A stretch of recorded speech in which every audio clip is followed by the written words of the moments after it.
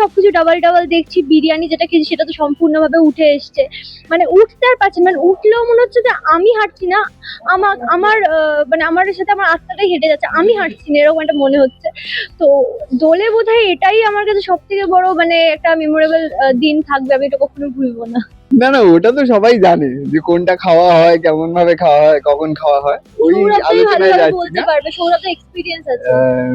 আমার ওইসব মায়ামোহ কেটে যাচ্ছে ধীরে ধীরে, তো ওই কথায় যাচ্ছি না। আমাদের সিনেমার গল্প, বিনোদন জগতের গসিপ সম্পর্কে সমস্ত খবর জানতে চোখ রাখুন আমাদের ফেসবুক পেজ ও ইউটিউব চ্যানেল সিনে পাড়াতে। বিনোদন যেখানে শেষ কথা। খুব এনজয় করছি, খুব ভালো লাগছে, এত সুন্দর করে সাজিয়েছে। আর এটা আমাদের রামকৃষ্ণের সিরিয়ালে প্রথম দোল, তো খুব ভালো লাগছে। সিরিয়াসলি এটা প্রথম দোল? হ্যাঁ, রামকৃষ্ণ সিরিয়ালে প্রথম দোল। অ্যাকচুয়ালি আমরা তো অ্যাক্টর, আমাদের শুটিংটাই সব থেকে বেশি এনজয় করি আমরা।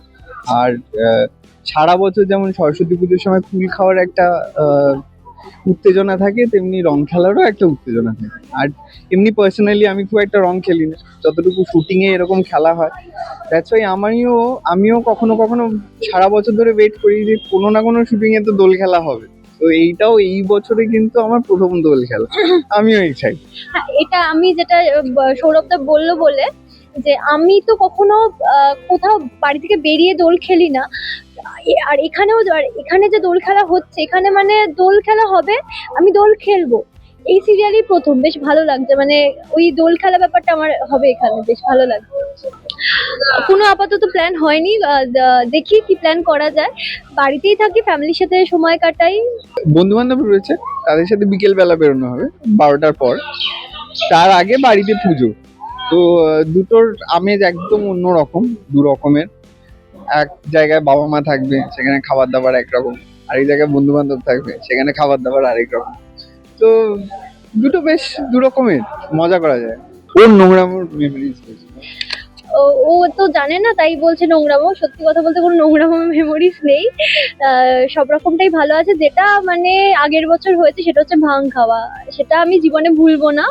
কারণ ওই প্রথম ভাং খেয়েছি, আর পুরো মানে অন্য জগতে চলে গেছিলাম। হাসা শুরু হতে তো শেষ হলো না হাসা, মানে সেই দিন ভাবলে এখনো সেই আমি ওই ওই ভাং খাওয়ার কন্ডিশনে চলে আসি।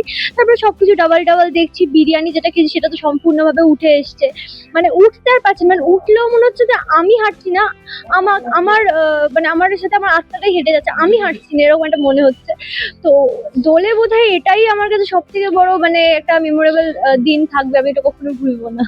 একটা যেটা ও যেরকম বললো, আমি যদি একটু ভালো কিছু বলতে হয় তাহলে বলতে হয় প্রথম বাবা মা যে শেখাতো যে আগে ঠাকুরের পায়ে আবির দাও, তারপরে বাবা মার পায়ে মা যেমন শেখাতো বাবাকে আবির দাও, বাবা যেমন শেখাতো মাকে আবির দাও, ওই শিক্ষাটা না এখনো রয়ে গেছে। ফলে ওইটাই সব থেকে মনে রাখার বিষয়। মানে দোলের দিন সকালবেলা উঠে যেটা সবার আগে মনে করতে হয় যে আচ্ছা স্নান হয়ে গেল, স্নান করে আগে ঠাকুরকে দিতে হবে আবির, তারপরে বাবাকে দিতে হবে, তারপরে মাকে দিতে হবে। তো এটা একটা ভালো স্মৃতি, এবং আমার মনে হয় এই স্মৃতিটা না ধীরে ধীরে চলে যাচ্ছে। এইটা যাওয়া উচিত না। প্রথমে যেটা মাথায় আসে ওইটা লাস্সি। বলবি না, প্রথম যেটা মাথায় আসে বাকিগুলো বল। ওইটা বলতে নেই।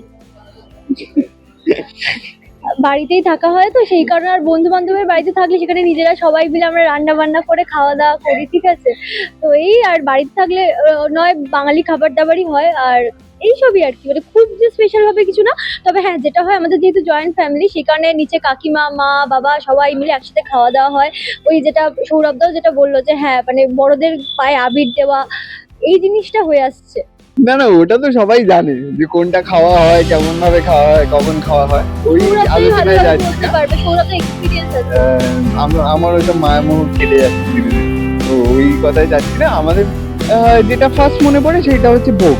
আমাদের বাড়িতে প্রথম যেটা দোলের দিন খাওয়া হয় সেটা হচ্ছে ভোগ। পুজোর পর মা ওই সব রকমের খিচুড়ি, ভাত, পোলাও, পায়েস, চাটনি সব দিয়ে একটা মাখে মা।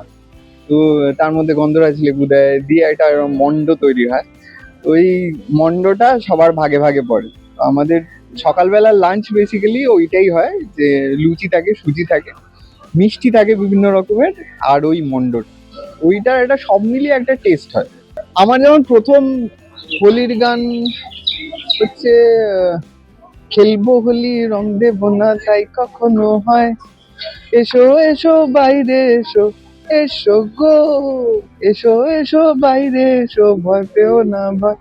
এই গানটা আমার প্রথম শোনা গান, তো এই গানটার একটা মেমরি আছে। रंग बरसे भीगे जो नरवाली रंग बरसे। মাতাল মাতাল গান।